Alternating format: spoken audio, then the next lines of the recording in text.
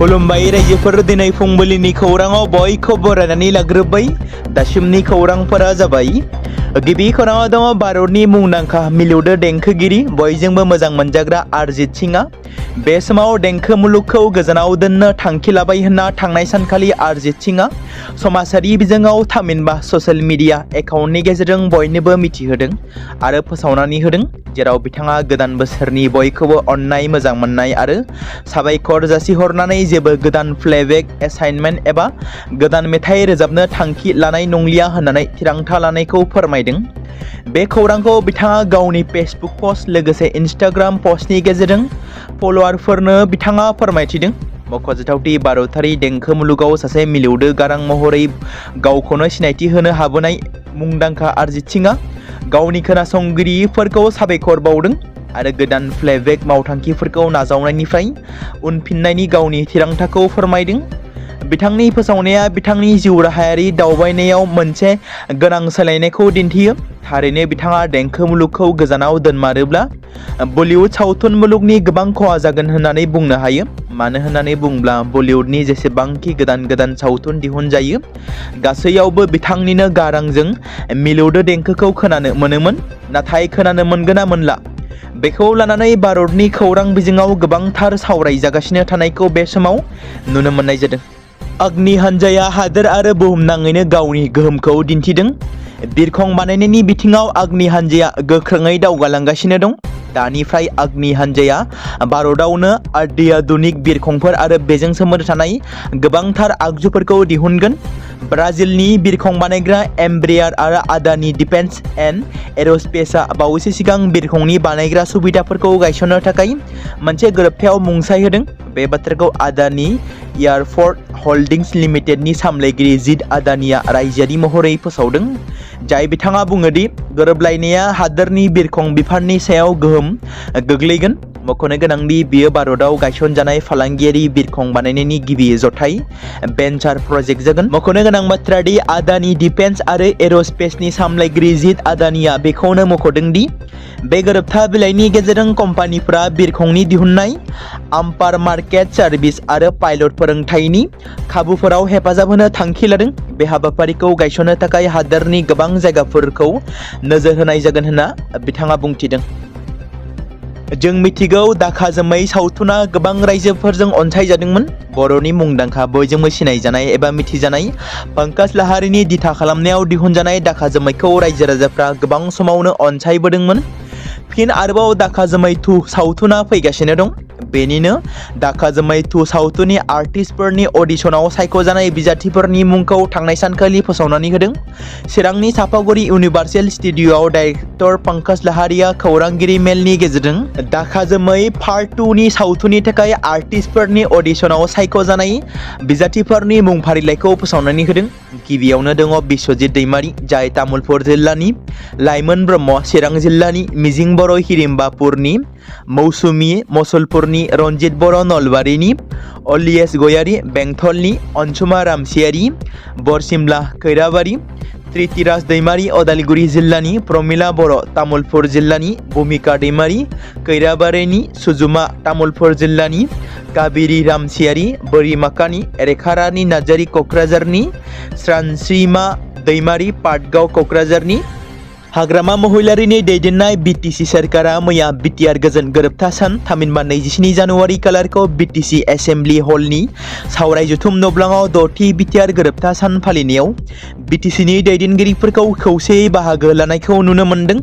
मैयानि BTR गोजोन गोरोबथा सान फालिनायनि गिबि हाबाफारि बायदियै बड'फानि मुसुखायाव बिबार बावजेनग्रोयो बिटिसिनि चिफ हाग्रामा महिलारि बिथाङा। बेनि उनाव गोबांथार दैदेनगिरिफ्राबो बड'फानि मुसुखायाव मान बावो। बिटिआर गोजोन गोरोबथा सानाव क'क्राझाराव बिटिसिनि चिफ हाग्रामा महिलारिया खौरांगिरिफोरनि सिगाङाव माखासे गोनांथार बाथ्राफोरखौ फोरमायथिदों। मख'जाथावदि बर'फोरनि थामथि गोरोबथा बिटिआर पिस एकर्डआ थांनाय 2020 मायथाइनि 27 जानुवारि खालाराव एबा मैयानि सानाव बारग' एनडिबि, एबसु, इउबिपिअ आरो आसाम सोरखार, भारत सोरखार जथायै जानानै थांदोंमोन। जाय गोरोबथायाव सागान खालामदोंमोन एक्स एनडिबि, एबसु, इउबिपिअनि दैदेनगिरिफोरा। बे गोरोबथानि गेजेरजों बर'नि गोबांथार मावनो गोनां दफाया सरजाबनानै दं। माखासे दफाया प्रमद बर'नि सोरखार खुंथाय समाव मावफुंजाबाय आरो माखासे दफाया दासिमबो आद्रा जानानै दं। बे बिथिंखौ नोजोर लाखिनानै बिटिसिनि चिफ हाग्रामा महिलारिया खौरांगिरिनि सिगाङाव आरो जथुमनि गेजेरजों फोरमायथिनाय बायदिब्ला, आंथ' खोनानो मोन्दों बिटिआर सुक्तिया 82 जौखोन्दो मावफुंजाखाबाय। दायो आंहा 18 जौखोन्दोल' मावनांसिगौ। बिटिआर एकर्ड बायदियै बारग' एनडिबिफोरनि जेंना, कार्बि आंलंनि बर'फोरखौ हाजोआरि मोनथाय एबा एसटि हिल होनांगौनि आरो जाखिनि रन्जन दैमारजों लोगोसे सिबिआइ केस नांनानै थानाय गासिबो बारग' एनडिबिफोरखौ जेलनिफ्राय उदां लाबोनो थाखाय हाबा मावफुंनो नाजागोन होनना हाग्रामा महिलारि बिथाङा खौरांगिरिनि सिगाङाव बेबादि बाथ्रा बुंथिदों। जेराव बिथाङा जथुमनि गेजेरजों बुंथिदों दि सुक्ति खालामबाय, थेवब्लाबो मानो बिथाङा जोबथेसालियाव दं? बिथांखौ सुक्ति खालामनानै मानो जोबथेसालियाव सोनानै दोननो मोनखो? बेखौ जों मावफुंगोन। बे बाथ्राखौ बुंदों हाग्रामा महिलारि बिथाङा। मख'नो गोनांदि हाग्रामा महिलारि बिथाङा खौरांगिरिनि सिगाङाव बेबादि बाथ्रा बुंथिदों आरो मैयानि बिटिआर गोरोबथा सान फालिथाय हाबाफारियाव बिटिआर गोजोन गोरोबथा सागानगिरि एनडिबिनि दैदेनगिरि धीरेन बर', एबसुनि बारग' गाहाय नेहाथारि लरेन्स इस्लारि, एमपि रोनगोरा नार्जारि, एबसुनि थान्दै हान्जाफोरा बाहागो लादोंमोन। भारत हादरनि 77थि सुबुंखान्थि साननि गोथार समाव आर्म बर्डार फर्सआ गुवाहाटी फ्रन्टियारनि थाखाय गोग्गाथाव खौरां लानानै फैदों। गुवाहाटी सिमानि इन्सपेक्टर जेनेरेल सुधीर बर्माखौ बिथांनि सिबिथायखौ मान होनानै 2026 मायथाइनि प्रेसिडेन्टस पुलिस मेडेल होनाय जागोन होननानै फोसावनाय जादों। मख'नो गोनांनि इन्सपेक्टर जेनेरेल सुधीर बर्माया 1993 मायथाइनि बिएसएफनि सासे गोख्रों बिबान गोनां मावख'गिरि। गावनि गोलाव सम खामानि मावनाय समाव बिथाङा भारतनि सिमा रैखाथिनि बिथिङाव गोबां गोनां बिबानफोरखौ जोबोद आखा-फाखा रुजुनानै मावफुंबोदोंमोन। गुबैयै भारत नेपाल, भारत भुटान बायदि सेन्सिटिभ इन्टारनेशनेल सिमाफोरखौ सामलायनाय आरो गोख्रों खालामनायाव बिथांनि बिहोमाया रुजुजाथाव। बिथांनि जिउ राहानि गुबुन मोनसे मख'जाथाव बिथिङा जादों हादोरनि बयनिख्रुइबो गोजौ थाखोनि रैखाथि एजेन्सि स्पेशेल प्रोटेक्शन ग्रुप एसपिजिआव बिथांनि साख्रि। 11 बोसोरसो बिथाङा गाहाय मन्थ्रिनि रैखाथिजों लोगोसे गोजौ थाखोनि बिबान गोनां मासिफोराव बिथाङा बिबान रुजुनानै नांथाबबोदोंमोन। बेनि सिगां 2017 मायथाइयाव बिथांनि साबसिन सिबिथायनि थाखाय पुलिस मेडेल फर पेरिमिलिटियार सार्भिसजों बिथांखौ मान बावनाय जादोंमोन। नोंथांमोनाबो बिएसएनएल सिमनि कास्टमार नामा? जुदि नोंथांमोनाबो बिएसएनएलनि कास्टमार, अब्ला बे खौराङा नोंथांनि थाखाय। बिएसएनएलआ मोनसे गोदान प्लान लन्च खालामदों। बे प्लाननि सिङाव सानसेयाव 7 रांल' होनानै 2.5 जिबि डाटा कलिंनि सुबिदा मोननो हागोन। बेनि अनगायैबो सानफ्रोमबो 100 मेसेजनि सुबिदाखौ मोननो हागोन। बिएसएनएलआ बे गोदान प्लानखौ रिपाब्लिक डेआव लन्च खालामदों। बेनि मुंखौ बिएसएनएल भारत कानेक्ट 26 प्लान महरै मुं होनाय जादों। बे प्लाननि मुलाम्फाखौ मोननो थाखाय कास्टमारफ्रा बोसोराव खेबसे रिचार्ज खालामथारनांगोन। रिचार्ज प्लाननि बेसेना 2626 रां। 26 जानुवारिनि कालारखौ नोजोर होनानै बिएसएनएलआ बे प्लानखौ फोसावदों। बे मावथांखिया 24 फेब्रुवारि 2026 कालारसिम सोलिबाय थागोन। खेबसे रिचार्ज खालामखांनायनि उनाव नोंथाङा गासैबो 365 साननि थाखाय बे प्लाननि मुलाम्फाखौ मोननो हागोन। बेबायदिनो सानसेयाव 7 रांल' खरसा खालामनानै कास्टमारफ्रा बे मुलाम्फाखौ लानो हागोन। जुदि नोंथाङाबो बिएसएनएलनि कास्टमार, अब्ला नोंथाङा बे प्लाननि मुलाम्फाखौ लानो हागोन।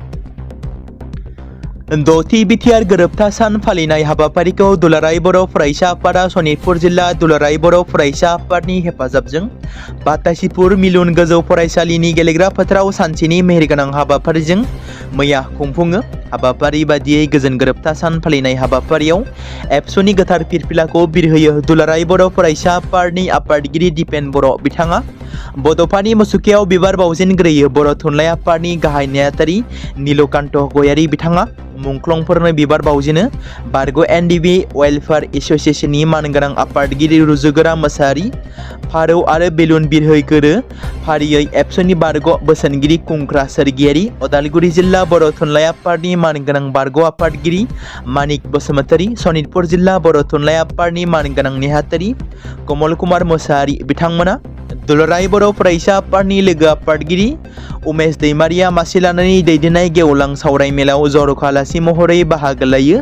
बर' थुनलाइ आफादनि गाहाय नेहाथारि मानगोनां नीलकान्त गयारि बिथाङा बाहागो लानानै माखासे गोबांथार मेहेरगोनां बिबुंथि लाखिनानै हाबाफारिखौ जाफुंसार जाहोयो।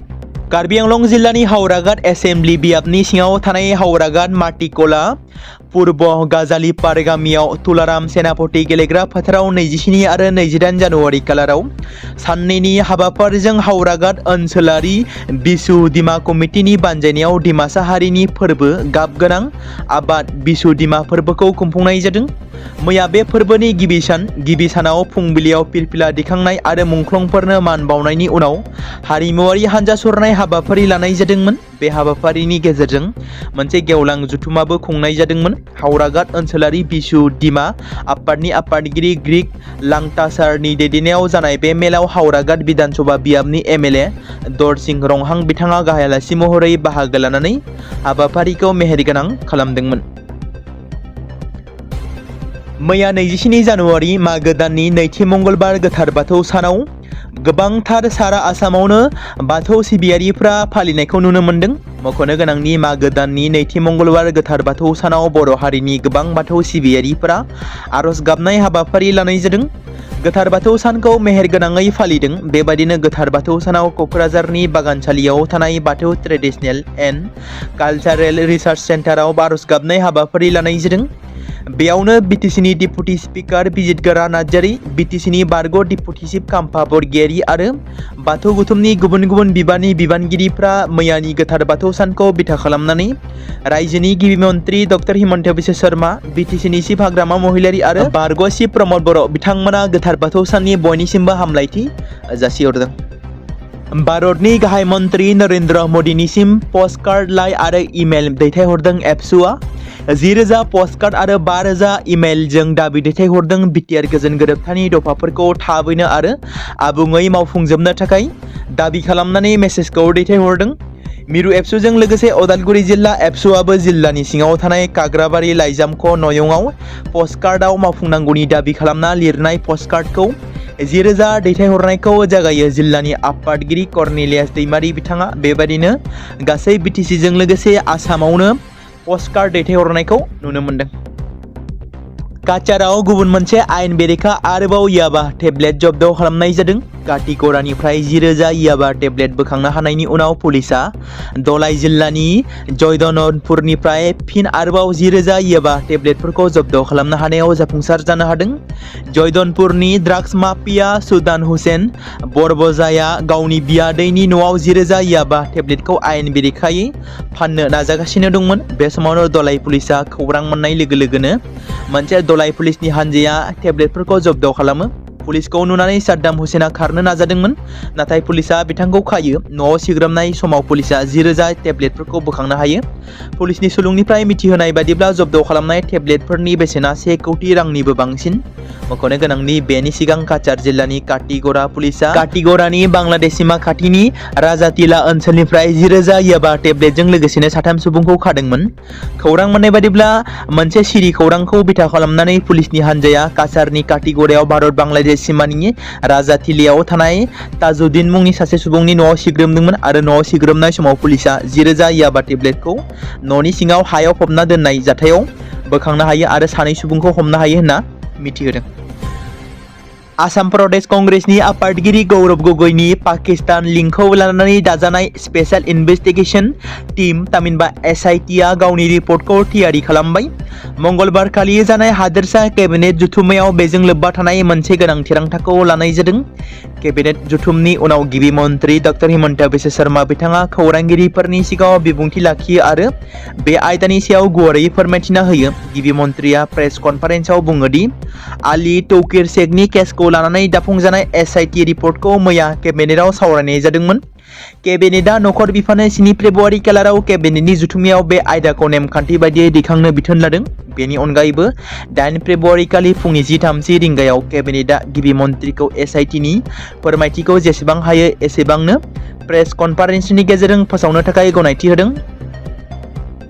आमेरिका जुथाइ हादोराव गोजां बोथोरनि बारहुंखाया सुबुंफोरनि जिउखौ हेंथा होदों। दासिम खमैबो सा 30 सुबुंनि जिउ खहा जानाय खौरां मोननाय जादों। बारहुंखानि फिथाइ महरै हादोरनि गोबां बाहागोफोराव गोबां बरफ गोग्लैदों, जायनि जाहोनाव गोबां सुबुंफोरा जेंनाजों भुगिनांनो गोनां जादों। गोजां बोथोरनि थासारिफोराबो बांनो हमदों। बे बारहुंखानि जाहोनाव हादोरनि गोबां जायगाफोराव मोब्लिब गोहोआबो बन्द जानायजों लोगोसे गोबां खहा खालामदों। बेनि अनगायैबो हान्था मेलानि राहाया जेंना सोमजिदों, जायनि थाखाय सुबुंफोरा जेंना सोमजिदों। थांलाय फैलायनि थाखाय नेशनेल वेदार सार्भिसनि खारिथिनि बायदिब्ला गिख्रंथाव बारहुंखा आरो बरफ गोग्लैनायनि जाहोनाव गोबां रायजोनिफ्राय थैनायनि खौरां मोननाय जादों। मेसाचुसेट्स आरो अहाय'आव बरफनि जाब्रबथायाव 2 सुबुंनि जिउ खहा। अकार्सास आरो टेक्सासआव स्लेजिं जाब्रबथायाव सेंग्रा सिख्लाफ्रा जिउ खोमाना लानो गोनां जादों। बेराफारसेथिं बरफ गोग्लैनायनि जाहोनाव 10,000निबो बांसिन बिरखंफोरखौ कैन्सेल खालामनाय जादों। डिपार्टमेन्ट अफ होमलेन्ड सिकिउरिटिनि मोनसे रिपर्टनि बायदिब्ला मोन 17 रायजो आरो कलम्बिया जिल्लाया बोथोर जाब्रबथायजों थामहिनबा माखासे बन्द'खौ फोसावदों बोथोर जाब्रबथायनि थाखाय। खोला फिलिपिन्सनि लैथो रुगुंआव मोनसे फेरिनि जाब्रबथाय जादों। गंसे जाहाजाव 350निबो बांसिन सुबुंफ्रा गाखोदोंमोन, जाय फेरिया रुगुंआव एबा लैथो रुगुंआव गोदोदोंमोन, जायनि जाहोनाव 18 सुबुङा जिउ गोमादों। मख'नो गोनां बाथ्रा दि बे जाथाया एमवी ट्रिसा कार्स्टिन 3 मुंनि नावआव जादोंमोन। फेरिया ओंखारनायनि 4 घन्टानि उनावनो फुंनि 1:50 रिंगायाव लैथो रुगुंआव गोदोदोंमोन। बे फेरिया जाम्ब'आंगा नोगोरनिफ्राय जल' आइलेन्डसिम थांगासिनो दंमोन। फिलिपिन्स कस्ट गार्ड दाराया फोरमायथिनाय बायदिब्ला दासान्दि सा 24 सुबुंफोरा गोमानानै दं।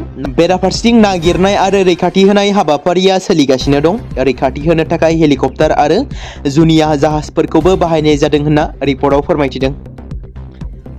फैबाय थानाय बिधान सभानि थाखाय साखाफारा जानायखौ नुनो मोननाय जादों। खुंथायाव थानाय आरो बेरेखा दोलो मोन्नैबो दोलोआ गाव गावनि बिसायख'थिनि फोसावदिंनायखौ जागायदों। हादोरसानि राजखान्थि दोलोफोरा बिसायख'थियाव मुखुब जानायनि गेजेरावनो सासे कंग्रेसनि मावथिनि दुखुनि सल'आ सोराङाव फैदों। राजखान्थि दैदेनगिरिफोरनि सायाव गोबां समावनो अजद होनाय जादों दि गाव गावनि बुंनायजों लानाय समायखिराफोरखौ बाहायनायाव माब्लाबाबो मावफुंनाय जाया। बे बाथ्राया फिन खेबसेबाव सैथो होननानै फोरमान जानायखौ नुनो मोनदों। दोलोनि सासे एमपिआबो दोलोनि मावथिखौ गोनांथि होआ। गुबैयै एमपि गौरब गगৈनि सायाव कंग्रेसनि सासे मावथिखौ गोनांथि होयैनि अजद होनाय जादों, जेराव रंगमोहन मिसिं मुंनि सासे सुबुङा आसाम प्रदेश कंग्रेस कमिटिनि ससियेल मिडियानि लोगो सुजुगिरि। दोलोनि गावनि लोगो ससियेल मिडिया एडिटरनिफ्राय मदद बिनायनि उनावबो एमपि गौरब गगैआ रंमोहन मिसिंनि फारसे गोसो होआखैमोन।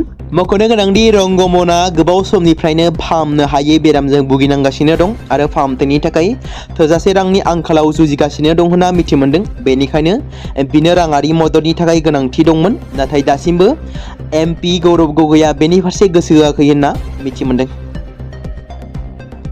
बावरागुरि गनापारायाव गंनै मन्दिरनि मा कालीनि मुर्ति सिफायनाय जाथाय। सुबुं खुंथाय सानावनो मैया गसाइगाव महकुमानि सिङाव थानाय बावरागुरि पुलिस आउटपस्टनि सिङाव थानाय गनापारायाव बे जाथाया सोमजियो।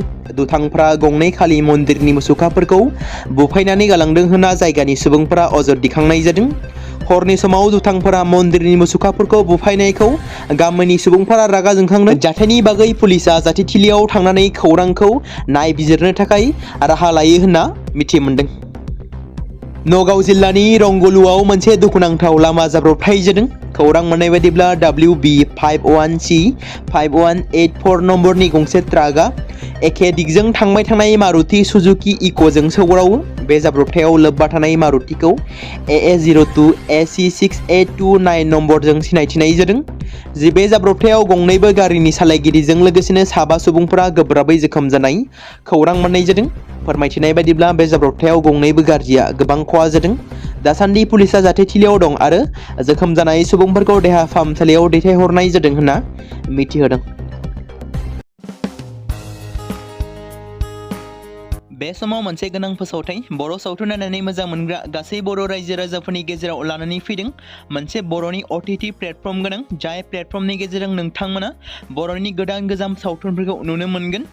थांनाय माखासे बोसोर सिगां बर'नि गेजेराव लानानै फैनाय निउबो एप बायदिनो फिन आरोबाव लानानै फैदों बर' रायजो राजाफोरनि थाखाय।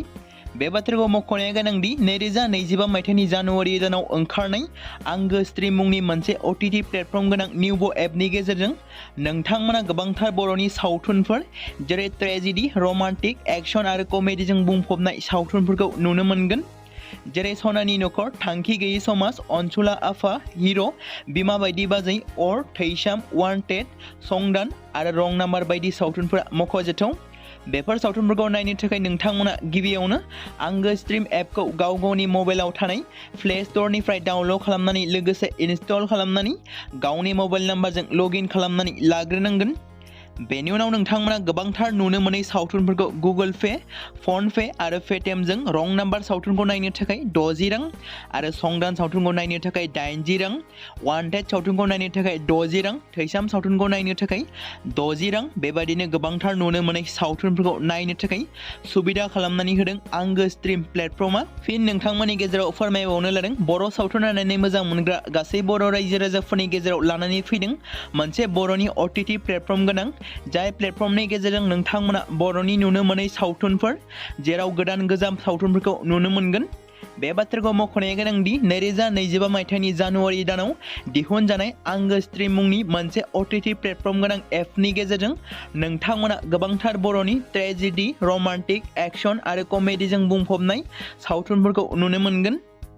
जेरै रं नाम्बार, संदान, वान्टेड, थैसाम, अर, बिमा बायदि बाजै, हिरो, अनसुला आफा, थांखि गैयै समाज, सनानि नखर बायदि बायदि सावथुनफ्रा मख'जाथाव। बेफोर सावथुनफोरखौ नायनो थाखाय नोंथांमोना गिबियावनो आंगो स्ट्रीम एपखौ गावनि मबाइलाव थाखानाय प्ले स्ट'रनिफ्राय इनस्टल खालामनानै गावनि मबाइल नाम्बारजों लगइन खालामखांनायनि उनाव नोंथांमोना गोबांथार नुनो मोनै सावथुनफोरखौ गुगोल पे, फन पे आरो पेटिएमजों रं नाम्बार सावथुनखौ नायनो थाखाय 60 रां, संदान सावथुनखौ नायनो थाखाय 80 रां, वान्टेड सावथुनखौ नायनो थाखाय 60 रां, थैसाम सावथुनखौ नायनो थाखाय 60 रां बेफोरबायदिनो अर सावथुनखौ नायनो थाखाय 60 रां पे खालामनांगोन। बेबायदिनो गोबांथार नुनो मोनै बर' सावथुनफोरखौ नायनो थाखाय सुबिदा खालामनानै होदों आंगो स्ट्रीम प्लेटफर्मा।